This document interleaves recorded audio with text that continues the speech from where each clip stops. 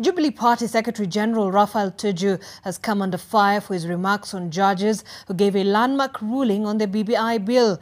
In an exclusive interview with NTV last night, Tuju is seen to have made a veiled threat to the judges when he spoke about the police security they enjoy. This comes as a section of government officials are advancing a narrative to have judges be elected directly by the people. Kennedy Muredi looks at the threats and theatrics following the High Court ruling. Have your dinner. I would like to assure you that the 13th May decision by a 5-judge bench to declare the BBI unconstitutional has gotten the government seriously agitated is not fiction but fact. Nuances from the reactions by some in President Uhuru Kenyatta's corner have been questioned as lawyers and those in Deputy President William Ruto's side question the government's next move on the judiciary.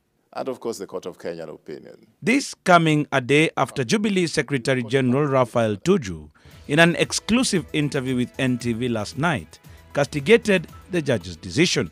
They should also learn the word interdependence, because as soon as they finish the ruling, they need the policemen to escort them home as guards, as drivers, and so forth. attacking Jubilee government. Today on the floor of Senate, Elgeyo Marakwet Senator Kipchumba Murkomen took up the issue, calling out Tuju for his remarks. The only line of defense remaining for the poor people of Kenya is the judiciary.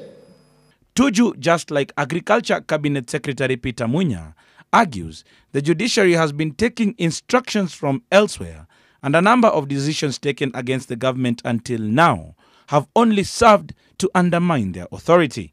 If you read it, you listen to what they were saying, it's like they were picking ones from somebody. Isn't it? It is as if the judgment was written somewhere.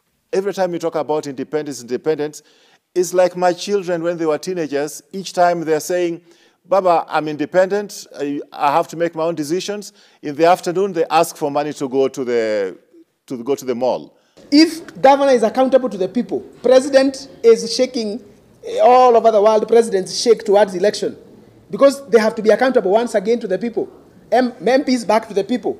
Why can't also we hold judges accountable to the people? They can wake up and make mad decisions. Since this parliament has already been taken captive by the executive, and since, Mr. Speaker, the executive has been taken captive by the interests, family and personal interests of those in power, the only place where a common mwananchi can go is the judiciary. President of the Law Society of Kenya, Nelson Harvey, reacting to the NTV interview, hit back at Tuju saying, Raphael Tuju, hear me and get me loud and clear. Judges volunteer to serve in an arm of government. Their security is not a privilege, but a right. During a press conference on Monday, the National Council of Churches Nairobi chapter called for a renewal of the relationship between the executive and the judiciary, saying their bad blood was hurting Kenyans. Before, it was important for them to meet and take a cup of tea together and socialize and agree what's the way forward, what's good for us as Kenyans. But the issue of competition will not help us. Kennedy Muredi, NTV.